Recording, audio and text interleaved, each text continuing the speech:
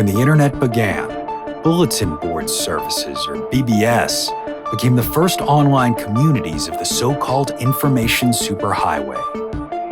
Using their phone lines, people logged in from all over America to talk about sports, games, movies, and on one BBS in particular, share their ghost stories.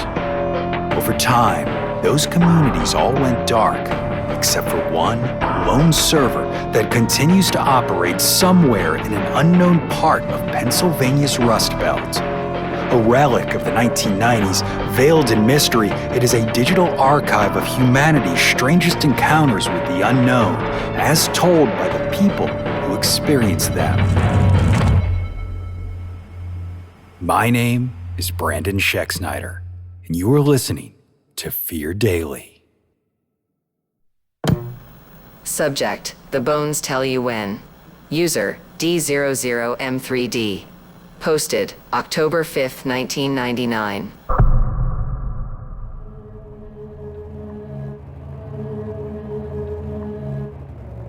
Ants. That's what it feels like.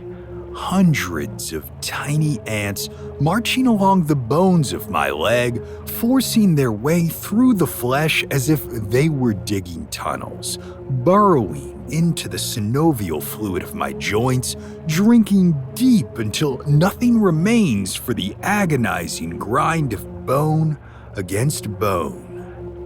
Their work done in that particular site, they begin drilling down like coal miners into my marrow where the true feast begins, though there are ants in this world who will not shy away from eating human flesh. That's not truly what's happening here.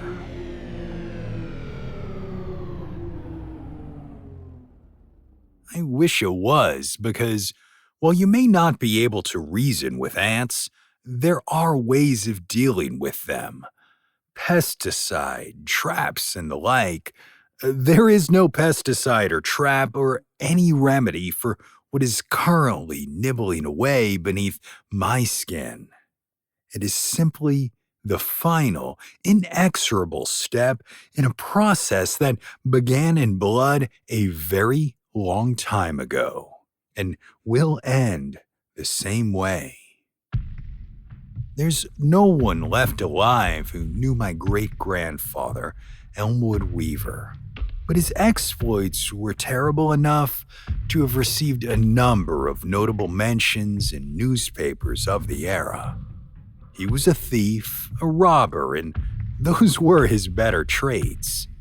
He came to Mississippi from the north not by choice, but rather because it was the last place he had left to hide. Down there, in the mud and swamp, Elwood thought he could hide from the sins he'd committed. Who knows? Maybe he was right. Maybe such a thing was possible back then, when the world wasn't so connected as it is now. But like a lot of cruel men, he thought himself cleverer than he was, and in the process of running from his old sins, he kept making new ones. So far as I know, I'm the only one in the family to trace Elwood's story as far back as I have. What began as an exercise in genealogy ended up providing a preview of my own body's current collapse. My great-grandfather's flight from justice found him down Tunica Way, renting a weekly room from Mrs. Baptiste, a widow whose rooming house was tolerated but not well liked. It seems as though my grandfather was not the only fugitive to find his way into those walls. Because this was so far in the past, truly accurate records are difficult to find, so it was only by the barest stroke of luck that I found Mrs. Baptiste's granddaughter, who had become steward of her family's legacy, including the Elders' Registry of Guests. It seems as though, despite the furtive nature of many of her residents, The landlady kept exacting records, and thanks to those yellowing pages, I was able to determine that my great-grandfather had stayed with her for 3 weeks before leaving abruptly halfway through the 4th. Next to his name, Mrs. Baptiste noted only a few words. Lit out, trouble. Determining the nature of that trouble was virtually impossible until a local newspaper from that time mentioned in passing a young blues musician named Red Cooper. Cooper had also been in the landlady's ledger, bunking in her rooming house at roughly the same time as Elwood. By my estimation, the guitarist had to be in his 90s, and I didn't hold out much hope of finding him alive. A half-dozen phone calls later, I was proven wrong. Cooper was not just still drawing breath, he played one night a week at a bar in Biloxi. 1 week later, I was in that same place as the old man took the stage. He was so wizened, he appeared doll-like. His gnarled fingers curled into place over the guitar's fretboard. Age had clearly robbed much of the power from his voice, but done nothing to diminish its richness. He sang of places and times well past, his longing painting a picture of a world somehow both better and infinitely more dangerous than our own. I approached him after the show as he sat holding court at the bar. Cooper's initial standoffishness abated when I told him my name, and he might have met my great-grandfather. His rheumy eyes went wide. "You're Elwood's blood." He looked me up and down. "Not much time left. Is that why you're here? Looking to undo what's been done? I can't help you with that, son." My family, I explained, was a mystery to me. All of them were dead, which meant I wanted to know more. I had to dig. That digging had brought me here. What? I suddenly needed to know. Couldn't be undone. The expression in those cloudy eyes went from one of appraisal to pity, and Cooper shook his head. He gestured to the barman, who poured me a drink. "That's on me," he said. "Least I can do for a dead man." He took a deep breath. Elwood was a real son of a bitch, but I guess you know that. Would cut a man's throat for the shoes on his feet if they took his fancy. I seen him do it. We were neighbors at Mrs. Baptiste's, and the sounds I would hear coming from that room made my blood run cold. Drinking had a funny effect on the man. Most folks get more dangerous the more they drink, but he was the opposite. Keep Elwood drunk and you could have a conversation with him. Sober, he was snake mean. There used to be a story around Tunica about an old man who lived along the river. Nobody remembered his name or how long he'd been there. Like any place, what folks don't know, they'll make up, and the stories they made up about the old man got to involve witchcraft and jewels and all sorts. Well, Elwood heard them stories.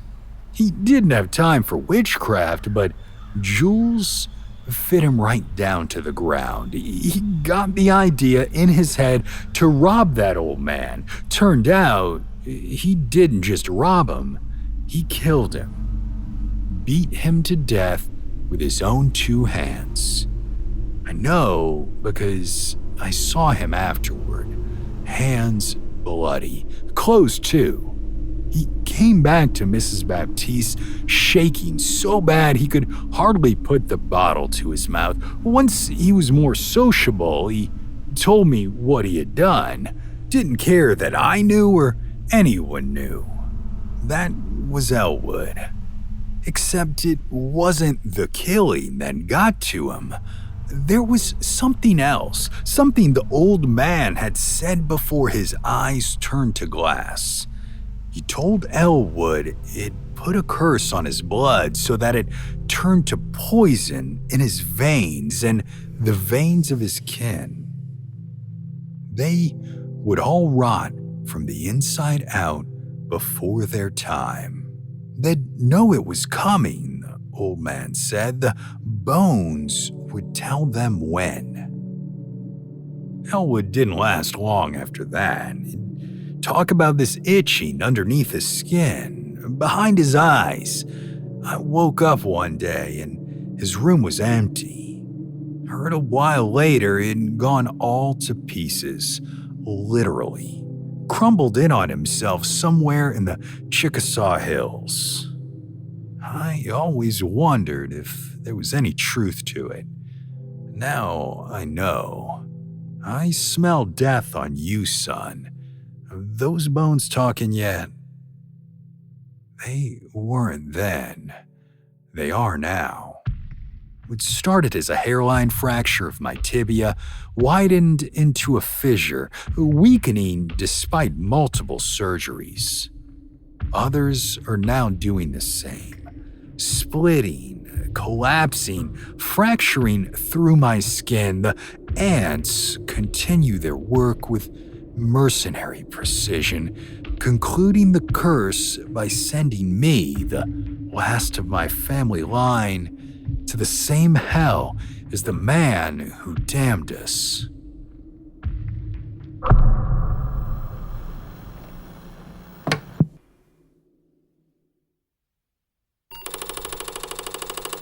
Subject, cargo. User, COV123Lu. Posted, May 9th, 1998.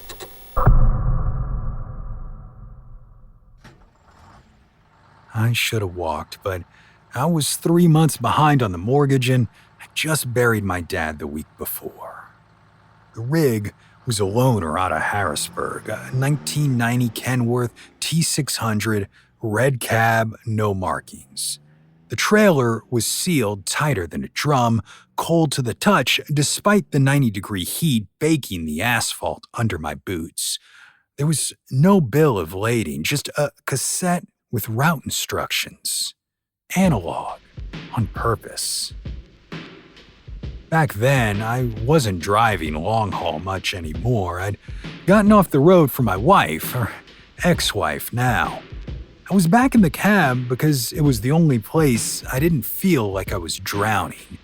You don't cry much when you're shifting gears across Nebraska. Anyway, I fired up the Kenworth and hit I-80 westbound, making good enough time through Ohio and into Indiana. The cassette said no stopping overnight, but I could fuel up and stretch my legs, so I did. Pumped diesel, grabbed coffee, walked a circle around the truck just to make sure nothing was leaking or screaming. Everything looked fine. Except there was this one sound. At first, I thought it was the air brakes settling, hiss and pop, but no. This was a scrape, a slow drag, like claws against metal, and then nothing. I climbed up, slammed the door, and told myself it was just the heat playing tricks. You tell yourself that a lot out here. By Iowa, something was wrong with the trailer. It was colder now, not just cool, cold. I opened the cab door at a Love's in Council Bluffs, and the air coming off the back made my arm hair stand up, like walking into a walk-in freezer. I looked at the thermometer mounted to the dashboard. 91 outside, no refrigeration unit on the trailer. My hands started shaking. I drove on.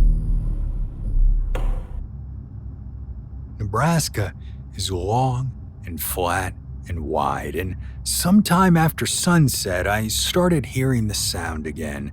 Not from outside this time, from the wall behind me.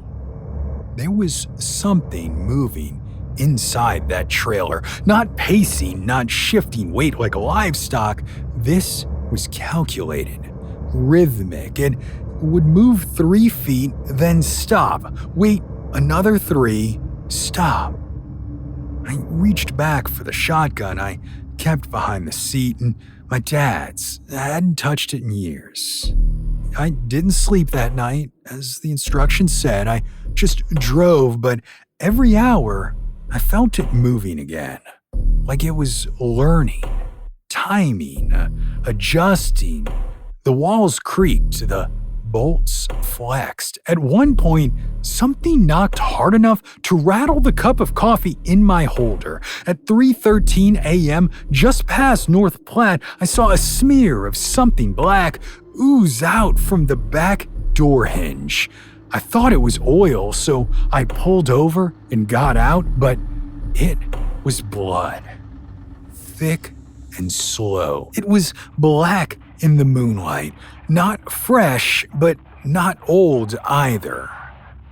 I got back in the truck and kept going. Didn't even wipe my hands. The next day, I passed a way station. The cassette said to avoid them, detour around. That's not standard, not even for sketchy hauls, so I just blew right by. Luckily, they didn't follow. Thank God. Montana was when I really started losing it. I'd been up for 2 days, and the thing in the back was awake now. That's the only word I've got. It wasn't moving anymore. It was waiting, like it knew we were almost there. I kept catching shadows in the mirror, not on the road, inside the cab, like something was trying to come forward. When I passed the rest stop at Bearmouth, I saw someone on the side of the highway waving me down. Long hair, barefoot, holding a sign that said, "Help." I didn't stop, but the thing is, she wasn't there in the rear view. Not even a shadow, and I know I didn't imagine her. She was real, but only in the forward view. I made it just outside Missoula when the back door burst. Not fully, but the left latch blew open and something shrieked. Not animal, not human, just this high-pitched metallic scream that felt like it drilled right into your molars. I lost the wheel, truck jackknifed through a barrier and slammed down a ravine. Woke up with my face in the windshield and blood in my eyes. The cab was sideways, trailer half torn open behind me. I saw something crawl out, tall, black, legs too loud. It walked like it didn't know how to be upright. It looked at me, then it walked into the woods.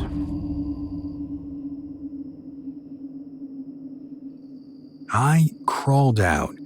Didn't wait for cops, didn't call dispatch. I took the flashlight and my dad's shotgun and walked 4 miles to the nearest payphone, called a cab, then another, used what was left of the cash to get to a bus station and changed my shirt in the bathroom. Paid for a Greyhound ticket and change. I've been moving ever since. I do not know what I delivered. I do not know who that man was, but I know this.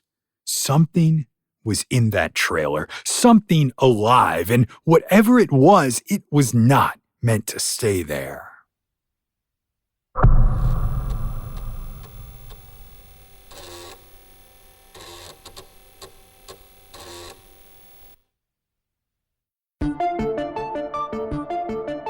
Fear Daily is an independent podcast hosted by Brandon Schexnayder and written by Brennan Storr. with Joanna Smith serving as the consulting editor, audio production by Rachel Boyd and sound design by Southern Gothic Media.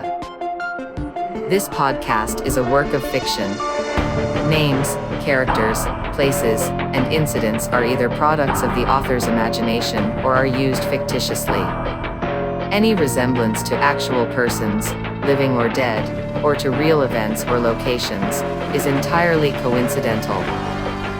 Ad-free versions of Fear Daily are available now on your favorite podcast apps. For more information, visit feardaily.com. But move fast, before the server goes offline.